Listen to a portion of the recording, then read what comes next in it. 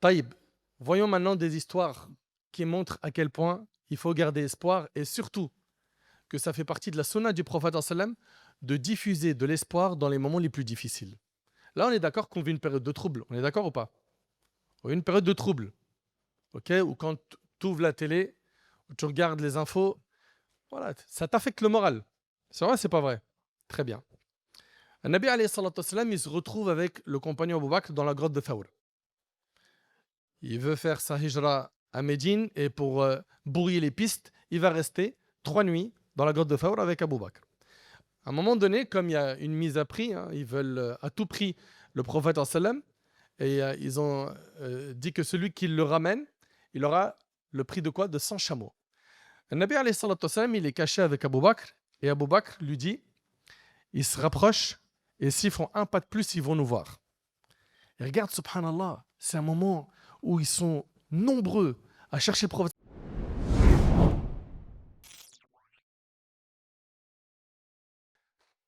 Alhamdulillahi Rabbil Alamin. والعاقبة للمتقين ولا عدوان إلا على الظالمين وأشهد أن لا إله إلا الله ولي الصالحين وأشهد أن محمدا عبده ورسوله وصفيه من خلقه وخليله سيد الأولين والآخرين اللهم صل عليه وعلى آله وصحبه ومن اتبعهم بإحسان إلى يوم الدين أما بعد. Chers frères et sœurs, aujourd'hui avec l'aide d'Allah Tabarak wa Ta'ala, on va aborder un sujet très très très très très important. On vit une époque où plus d'un musulman et plus d'une musulmane commencent à perdre espoir. Plus d'un musulman et plus d'une musulmane commencent à énormément s'inquiéter au vu de la situation internationale, au vu de ce qui se passe partout dans le monde, des nouvelles non rassurantes, des guerres, des crises économiques, énormément de nouvelles qui affectent le moral. D'où le choix de ce thème qui est l'espoir et l'œuvre. L'espoir et l'œuvre. Vous avez vu ce titre? C'est ce qu'il faudra retenir de mon intervention bi'idhnillah subhanahu wa ta'ala. Dans ce climat électrique dans lequel la Ummah aujourd'hui traverse de lourdes épreuves, il est important de rappeler aux musulmans et aux musulmanes qu'il n'est pas permis en islam de perdre espoir en Allah subhanahu wa ta'ala. Il ne faut jamais désespérer quoi que l'on traverse comme épreuve. Et comme vous le savez, cette vie n'est pas stable. Aujourd'hui, tu es heureux, demain, tu ne l'es pas. Aujourd'hui, tu es en bonne santé, demain, tu es fortement éprouvé dans ta santé. Aujourd'hui, tu es célibataire, demain, tu es marié. Tu es marié, tu vivais une stabilité, puis d'un seul coup, il y a une secousse qui intervient dans ton couple ou avec tes enfants, etc. La vie n'est pas stable. Mais ce qui va pousser chaque personne à aller de l'avant, c'est l'espoir. L'espoir. Ce qui pousse un commerçant à faire de longs voyages et à prendre des risques dans le business, c'est l'espoir du gain, n'est-ce pas? Ce qui pousse un malade à prendre des traitements lourds, amers, durs à prendre, c'est l'espoir de guérir. Ce qui pousse un étudiant à passer des nuits et des nuits à réviser, à veiller la nuit, hein, à ne plus voir ses amis, à sacrifier énormément de son temps, c'est l'espoir de quoi? De réussir dans sa scolarité, d'obtenir ses diplômes. Et ce qui encourage le croyant à délaisser ses passions illicites et à obéir à Allah subhanahu wa ta'ala, c'est son espoir d'obtenir la satisfaction d'Allah Azza wa Jalla et son paradis. Et ce thème-là, il va être divisé, Inch'Allah, en 4 parties. La première partie, c'est l'interdiction de désespérer. La deuxième partie, c'est l'importance de l'espoir dans la vie. 3, les sources de l'espoir. Et 4, ça sera une conclusion. Premièrement, l'interdiction de désespérer. Allah Tabarak wa Ta'ala a dit قال ومن يقنط من رحمة ربه إلا الضالون. Il a dit, subhanahu wa ta'ala, et qui désespère de la miséricorde de son Seigneur, sinon les égarés. Il n'y a que les égarés qui désespèrent de la miséricorde d'Allah subhanahu wa ta'ala. Quant à ceux qui sont guidés par Allah, eux, ils ne désespèrent jamais. Ils ont espoir dans toutes les situations, même les plus difficiles. Et c'est comme ça qu'était notre prophète et des histoires, on va vous en raconter aujourd'hui. Et les savants sont unanimes sur le fait que le désespoir est un grand péché. Notez bien ce point. Le diable cherche à te faire désespérer. Allah ne te pardonnera pas. Allah ne te sortira pas de ton épreuve. Il veut t'assombrir le tableau. Et combien de personnes lui accordent caution? Alors que désespérer de la miséricorde d'Allah subhanahu wa ta'ala, c'est un grand péché. Chers frères, chères sœurs, comprenez donc qu'il faut garder espoir en Allah subhanahu wa ta'ala, et même si on est éprouvé. Et puisqu'on parle d'épreuve, il faut qu'on garde en tête une chose, c'est que la base de cette vie, c'est l'épreuve et non la récompense et la stabilité et la joie sans fin. Non. Nous vivons sur une terre qui est une terre d'épreuve. Allah Ta'ala, il dit « Laqad khalaqna al-insana fi kabad » Nous avons créé l'homme dans une vie pleine de luttes. Cette vie-là, elle est pour les forts, pour les vaillants, pour ceux qui vont tomber, mais ils vont se relever. Et Allah Ta'ala, il dit بعد أعوذ بالله من الشيطان الرجيم بسم الله الرحمن الرحيم ألف لام ميم أحسب الناس أن يتركوا أن يقولوا آمنا وهم لا يفتنون. Écoutez bien ce verset, s'il vous plaît, méditez-le. Allah Ta'ala, il dit Alif Lam Mim. Les gens pensent-ils qu'on les laissera dire nous croyons sans les éprouver? Le verset, il est très très profond. Allah, il dit les gens pensent-ils qu'on les laissera dire nous croyons sans les éprouver? Tu as dit je crois en Allah, mais tu vas passer à l'épreuve.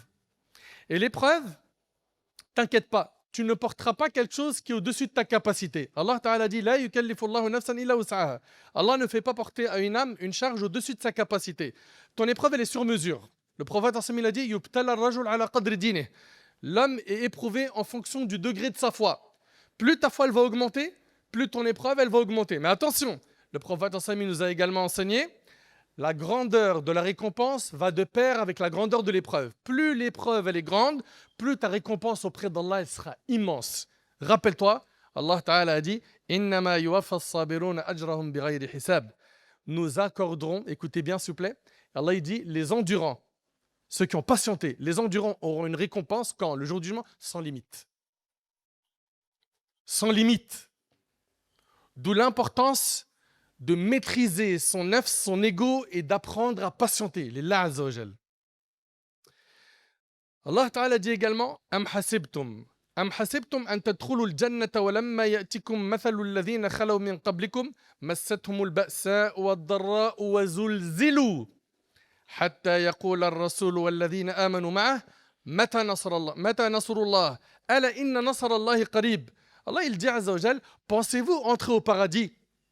Mais écoutez bien s'il vous plaît. Allah s'adresse à nous. Il nous dit pensez-vous entrer au paradis alors que vous n'avez pas encore subi des épreuves semblables à celles que subirent ceux qui vécurent avant vous? Vous pensez que vous allez rentrer au paradis sans vivre des épreuves comme ceux qui ont vécu avant nous? Allah il nous dit misère et maladie les avaient touchés et ils furent secoués jusqu'à ce que le messager et avec lui ceux qui avaient cru se fussent écriés. Quand viendra le secours d'Allah? Et Allah de dire, le secours d'Allah est sûrement proche. Allah il nous dit, est-ce que vous pensez que vous allez rentrer au paradis sans vivre des épreuves semblables à ceux qui ont vécu avant nous? On entend parler des communautés qui nous ont précédés, les épreuves qu'ils ont connues. Et on pense que nous, non, on n'aura pas d'épreuves.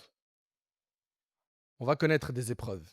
Allah Ta'ala il dit, écoutez bien ce verset s'il vous plaît, Allah ibarik fikum. Allah subhanahu wa ta'ala il dit La tublawunna fi amwalikum wa anfusikum wa la tasma'unna min alladhina utul kitaba min qablikum wa min alladhina ashraku adhan kathira. Qu'est-ce qu'Allah il dit par la suite? Comment il nous oriente?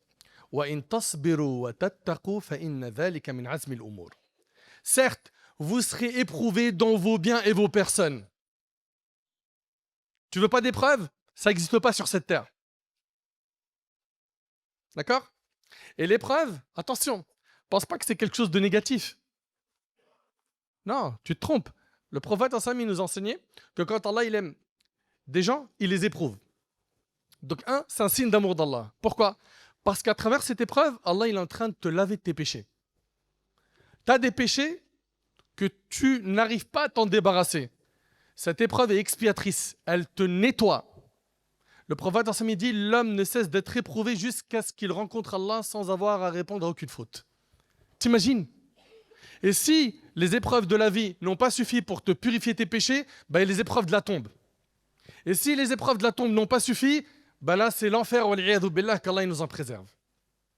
Jusqu'à ce que la personne soit purifiée de ses péchés, puis vous le savez que tout musulman finira par entrer au paradis, hein, un jour ou l'autre. Très bien. Eh bien, ce qu'il faut garder en tête, chers frères et sœurs, c'est quoi? C'est qu'on va tous goûter à des épreuves. Et Allah, il dit, et certes, vous entendrez de la part de ceux à qui le livre a été donné avant vous, et de la part des associateurs, beaucoup de propos désagréables.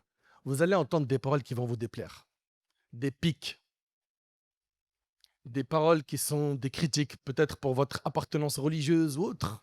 Allah Ta'ala, il dit, et certes, vous entendrez de la part de ceux à qui le livre a été donné avant vous, de la part des associateurs, beaucoup de propos désagréables. Taïb, la solution est Allah. Mais si vous êtes endurant et pieux, voilà bien la meilleure résolution à prendre. Patientez, soyez pieux. Accrochez-vous à votre religion. Respectez le livre d'Allah et la sunna du prophète sallam, tout le monde vous respectera. Anas radhiyallahu anhu a dit, quand Allah veut du bien de son serviteur, il lui accélère son châtiment dans ce monde. C'est-à-dire quoi, il lui accélère son châtiment dans ce monde? Il va sortir d'une épreuve à une autre épreuve. C'est la maladie, puis c'est un problème de famille, puis c'est un problème d'argent, et c'est un problème de loyer, etc. Ok? Et par ces épreuves, Allah il te montre qu'il t'aime, il te pardonne des péchés, il t'élève en degrés. Il t'élève en degrés. Et au final, subhanallah, c'est pour ça qu'on dit que le destin, finalement, il ne contient que du bien. Qada'ullah khayr. Le destin d'Allah ne contient que du bien. Mais non, mon frère, on sait très bien que parmi les 6 piliers de la foi, il y a quoi? Croire au destin, bon ou mauvais. Donc il y a un mauvais destin. Attention, même ce qui est mauvais en apparence, ce que tu vois comme un malheur, finalement, c'est un bien pour le croyant. Parce que, encore une fois, c'est un signe d'amour d'Allah, ça le lave de ses fautes et ça l'élève en degrés. Quand Allah il aime les gens, il les éprouve. Le hadith il est rapporté par At-Tirmidhi. Et quand on a demandé au prophète sallam, c'est Saad radhiyallahu anhu, il dit au prophète sallam, quelles sont les personnes les plus éprouvées? Le prophète sallam il a dit Ashaddu an-nasi bala al-anbiya. Les gens les plus éprouvés sont les prophètes.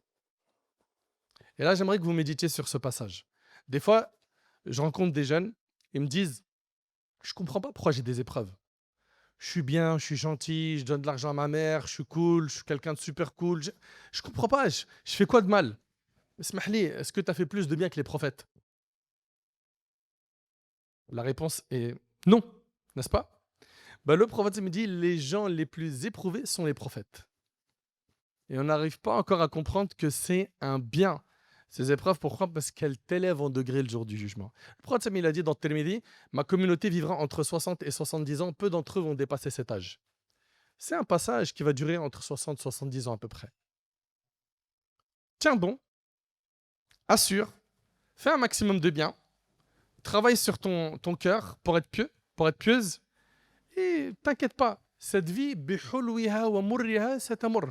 Cette vie-là, avec ses bons côtés et ses mauvais côtés, elle va prendre fin un jour. Et tu seras heureux, tu seras fier de toi quand tu verras le jour du jugement les montagnes de hasanat qui t'attendent. Quand tu verras que tu seras ressuscité, autour de toi, il y a le Nabi alayhi salatu wassalam, il y a les compagnons, les 10 à qui il a été promis le paradis, les femmes des prophètes, les femmes des compagnons. Tu seras heureux d'avoir ton livre de la main droite.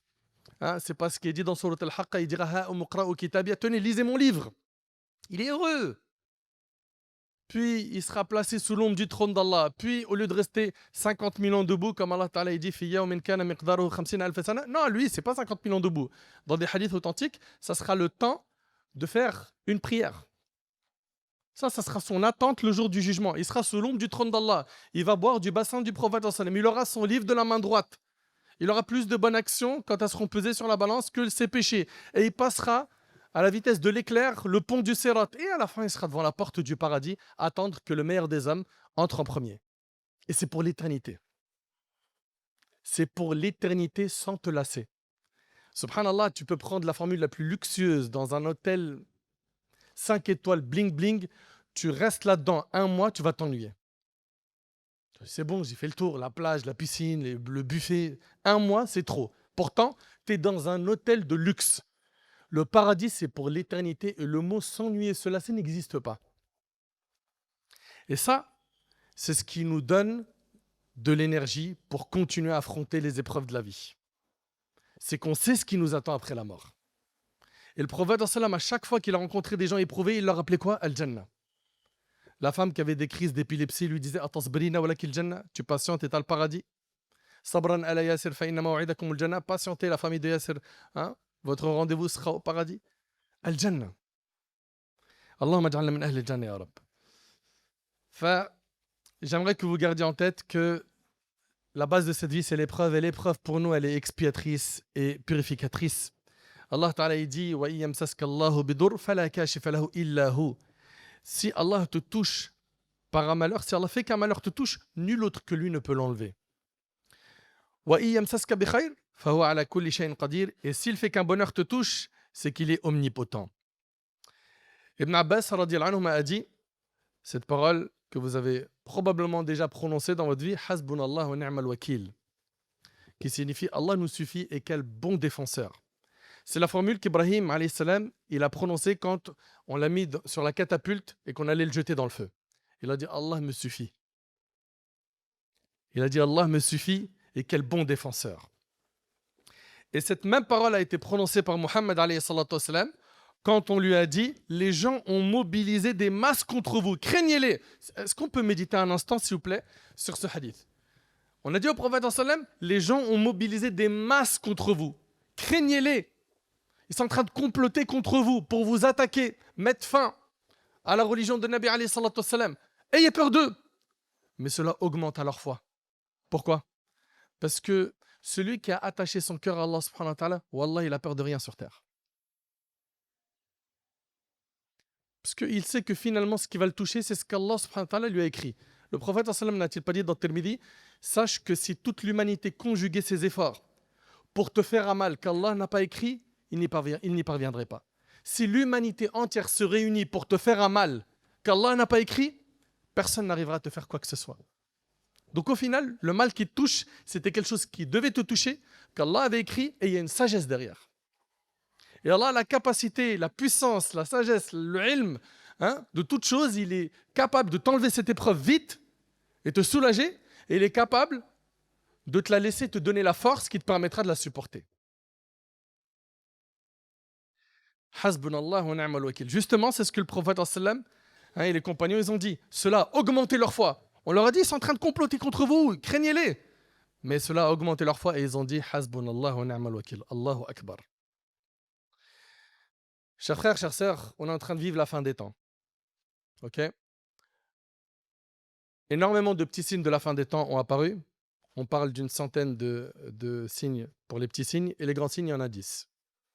Concernant les petits signes, on peut dire qu'on en a un grand paquet qui ont déjà apparu. Et le Nabi alayhi salatu wassalam, il dit l'islam a apparu étranger et il redeviendra étranger tout comme à ses débuts.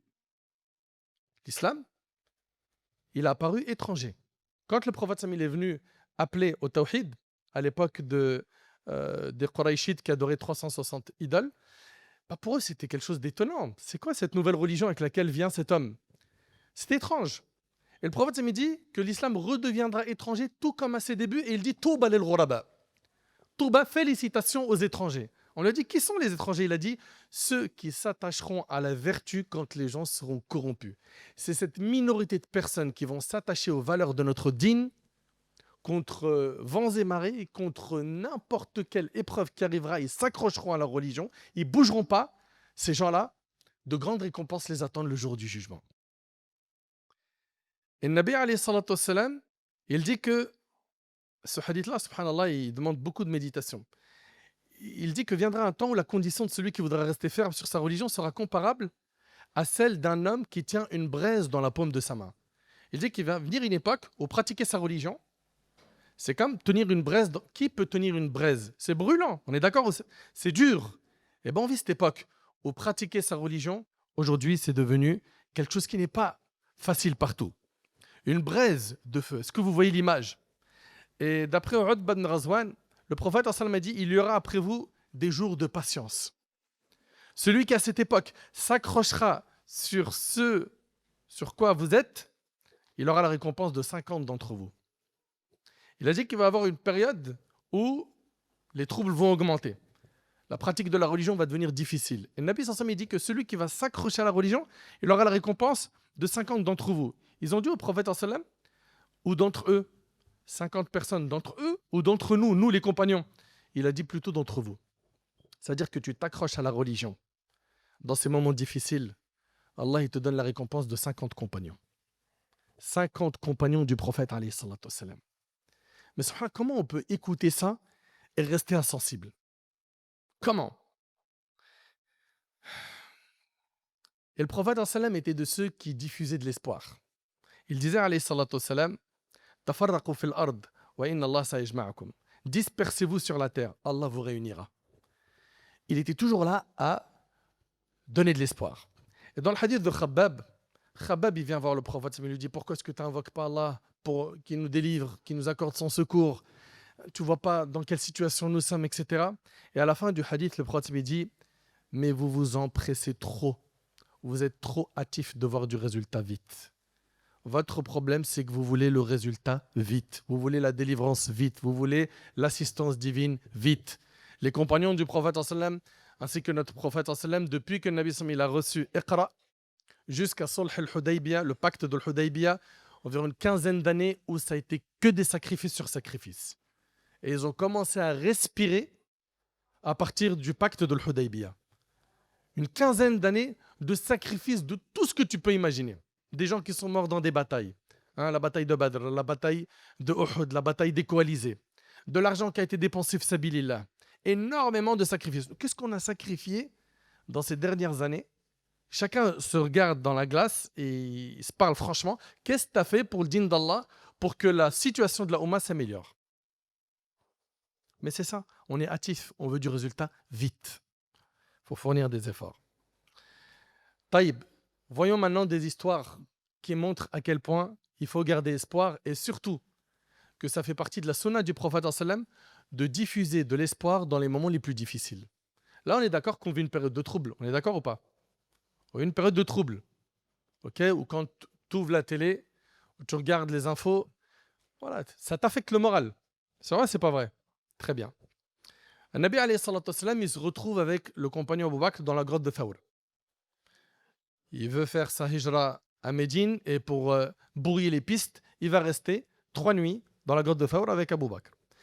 À un moment donné, comme il y a une mise à prix, ils veulent à tout prix le prophète sallam, et ils ont dit que celui qui le ramène, il aura le prix de quoi? De 100 chameaux. Le Nabi alayhi salatu wassalam, il est caché avec Abu Bakr, et Abu Bakr lui dit, ils se rapprochent, et s'ils font un pas de plus, ils vont nous voir. Et regarde, subhanallah, c'est un moment où ils sont nombreux à chercher le prophète sallam, ils veulent à tout prix le capturer, et le prophète sallam, très serein, il lui dit, aucune crainte à avoir. Nous sommes 2 personnes. Allah, il est avec nous. T'inquiète pas, Allah, il est avec nous. Aucune inquiétude. T'inquiète pas. La bataille des coalisés, Ghatafan, Quraysh, Banu Qurayza, ils s'allient pour mettre fin à l'islam. Et c'est la première fois que les musulmans vont se retrouver face à une armée de 10 000 personnes. 2 qui viennent de l'extérieur, Ghatafan et Quraysh, et Banu Qurayza qui rompt le pacte de l'intérieur de Médine. La nouvelle est difficile, le prophète concerte ses compagnons et en suivant le conseil de Salman, radiyallahu anhu, le prophète il va creuser un fossé à l'entrée de Médine. La partie la plus fragile de Médine, ils vont creuser un fossé pour que l'ennemi ne puisse pas pénétrer la ville. Pendant qu'il est en train de creuser, il y a donc une peur qui est installée. Les compagnons ont abandonné leur famille, ils ont faim. Ils savent qui arrive. Comment dirais-je? C'est un moment où c'est tendu. À ce moment-là, le prophète sallam, il leur dit quoi? En creusant, il dit Allahu Akbar, les clés de Syrie m'ont été données. Il continue à creuser, il dit Allahu Akbar, les clés de Perse m'ont été données. Et il annonce des bonnes nouvelles dans une situation hyper sensible. Et ça c'est le comportement que le musulman doit avoir s'il prétend réellement suivre le prophète sallam. C'est que dans les moments les plus durs, il faut apprendre à faire ce que le prophète sallam a fait, annoncer des bonnes nouvelles. Être optimiste. Gardez en tête que la délivrance d'Allah elle est proche. que plus l'épreuve s'intensifie sur la Oumma, plus cela signifie que la délivrance est proche. Mais subhanallah, aujourd'hui non. On voit des musulmans, voire même des fois des prêcheurs, des imams, dire « ça y est, c'est fini pour nous, c'est la fin ». Et des discours où moi j'aimerais qu'ils me ramènent un seul passage de la vie du prophète où le prophète il a tenu ses propos. C'est bien lui, le modèle, oui ou non? On suit bien le prophète. Vous avez en le messager d'Allah un parfait exemple à suivre. Donnez-nous un passage où le prophète il était pessimiste. Montrez-nous un moment où c'était dur pour les musulmans et le prophète leur annonçait une mauvaise nouvelle. Jamais. Donc à un moment donné, il faut qu'on revoie notre vision des choses à la lumière du Coran et de la Sunna. Ce que l'on tire comme leçon de ce passage, c'est que le prophète donnait espoir à ses compagnons dans les moments les plus durs. Et tel doit être le comportement de chaque personne qui appelle Allah subhanahu wa ta'ala. Chaque musulman, chaque musulmane doit apprendre à dire il y a un khir qui arrive, Inch'Allah. Là, c'est très sombre. Après l'obscurité de la nuit vient la lumière du jour. Inna ma'al usri yusra, n'est-ce pas? C'est avec la difficulté que vient la délivrance, la facilité. Pareil à l'époque de Moussa alayhi salam. Imaginez-vous, Pharaon qui va en finir une bonne fois pour toutes avec Moussa et les croyants. Ils prennent la fuite jusqu'à ce qu'ils se retrouvent devant la mer et derrière eux, il y a l'armée. Et ils disent à Moussa, Inna la mudrakoun, ça y est, on va être attrapés. Il leur dit, Kalla inna ma'a rabbi sayyadin. Non, Allah il est avec moi et il me guidera. Et Allah il lui dit, frappe avec ton bâton. C'est ce qu'il a fait. Et à la fin, 12 chemins se sont tracés devant lui. Et subhanallah, l'eau ressemblait à des montagnes. Allah subhanahu wa ta'ala, Pharaon avec son orgueil infini, il est venu, il a dit, vous avez vu mon œuvre? C'est moi qui ai fait ça. Jusqu'au bout, lui. Jusqu'à la noyade. Mais subhanallah, ça montre quoi? Que Moussa alayhi salam, il n'a pas perdu espoir. Pourtant, c'était un moment très difficile. Pareil pour Yaqub alayhi salam. Yaqub alayhi salam, il est éprouvé par une lourde épreuve. C'est laquelle? Oui? La disparition de Youssouf. Qu'est-ce qu'ils en ont fait, ses frères? Ils l'ont jeté dans le puits. D'accord? Plus tard, il y a un autre enfant qui va disparaître. C'est qui? Benyamin. Ça fait 2 coups durs. 2 coups très durs. Qu'est-ce qu'il va dire? فَصَبْرٌ جَمِيلٌ عَسَى اللَّهُ أَن يَأْتِيَنِي بِهِمْ جَمِيعًا. Allahu Akbar. Il va dire, une belle patience, peut-être qu'Allah me les rendra tous. C'est lui le savant, le sage. Il garde espoir. Ayyub alayhi salam, il tombe malade pendant une dizaine d'années. Est-ce qu'il a perdu espoir? Non. Wa ayyuba idh nada rabbah anni massani ad-dur wa anta arhamur rahimin. فاستجبنا له فكشفنا ما به من ضر وآتيناه أهله ومثلهم معهم رحمة من عندنا وذكرى للعابدين. Et Ayoub, quand il implora son Seigneur, le mal m'a touché, mais toi, tu es le plus miséricordieux des miséricordieux. Nous l'exaucâmes, enlevâmes le mal qu'il avait, lui rendit les siens, et autant qu'eux avec eux par miséricorde de notre part, et en tant que rappel aux adorateurs. Yunus alayhi salam. Et j'aimerais que vous méditiez sur cette histoire, subhanallah.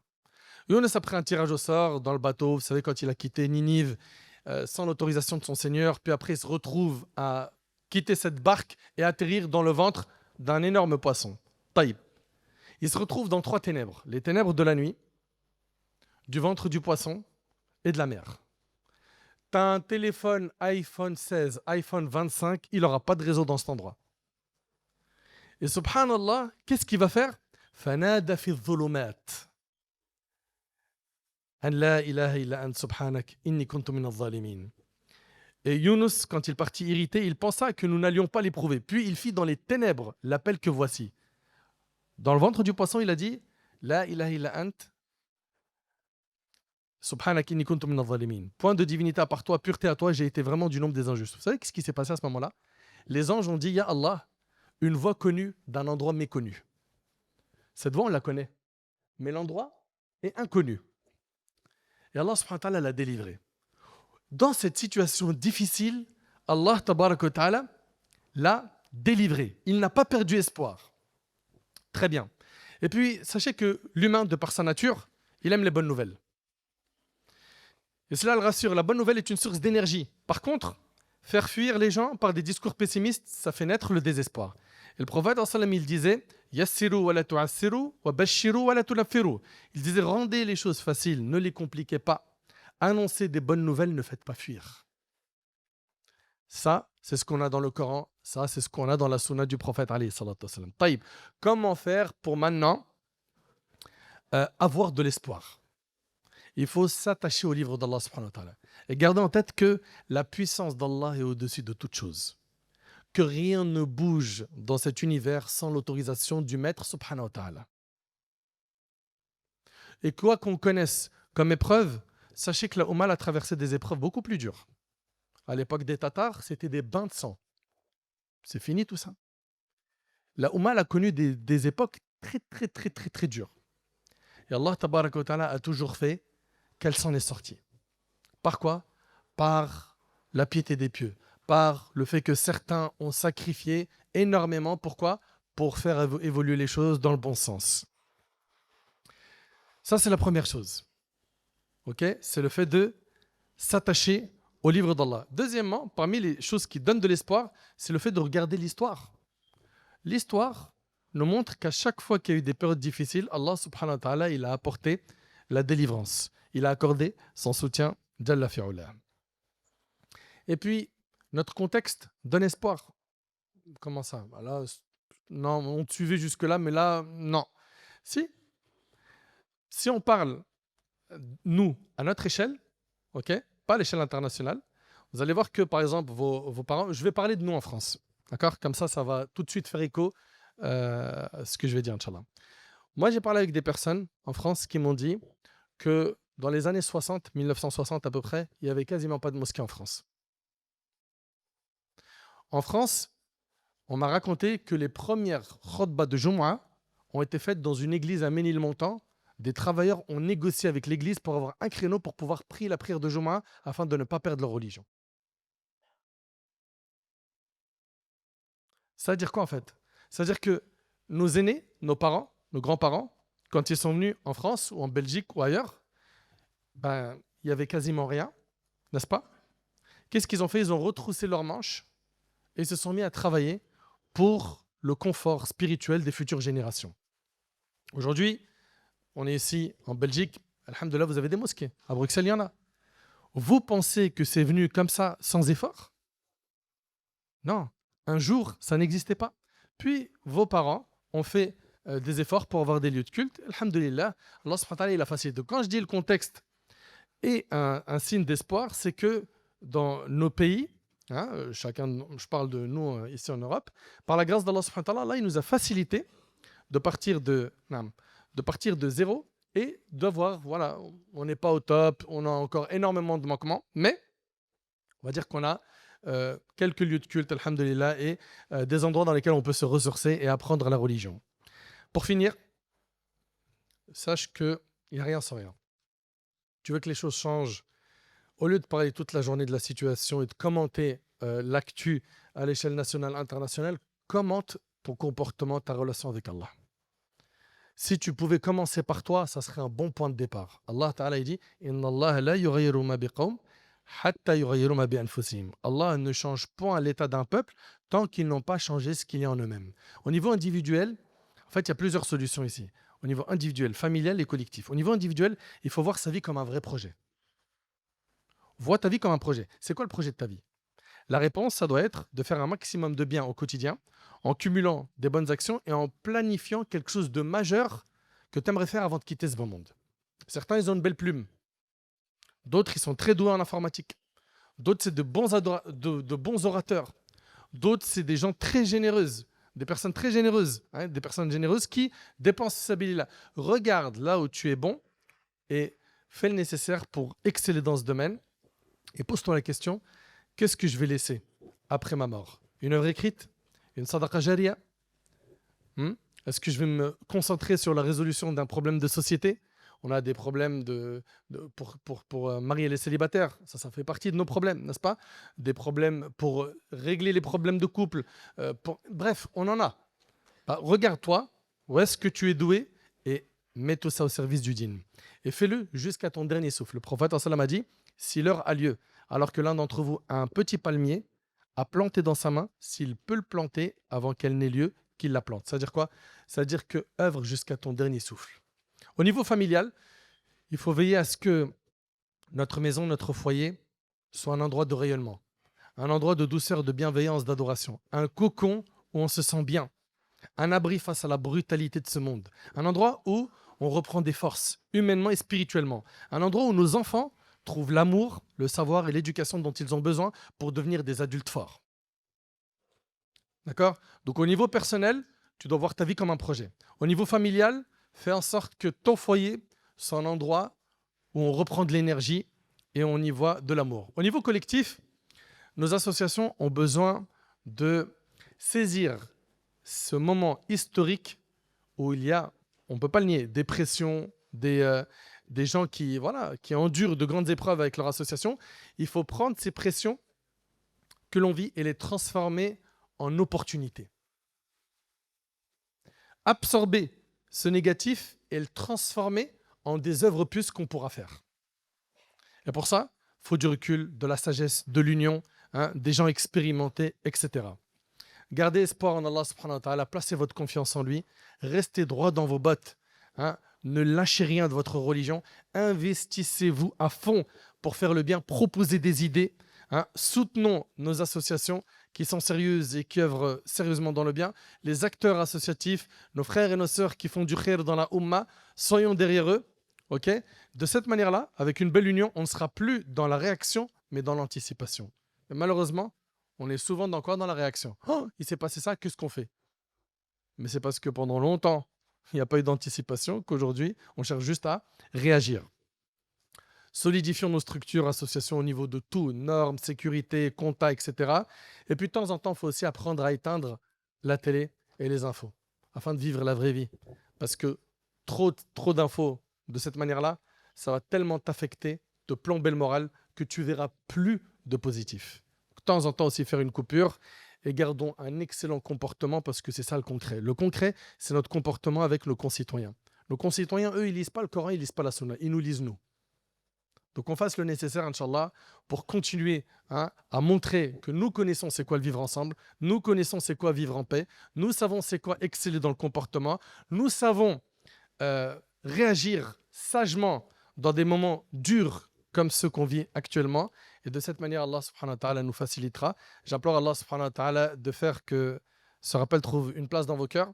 J'implore Allah subhanahu wa ta'ala d'accepter de ma part et de la vôtre. هذا والله أعلم سبحانك اللهم وبحمدك أشهد أن لا إله إلا أنت أستغفرك وأتوب إليك وآخر دعوانا الحمد لله رب العالمين وجزاكم الله خير.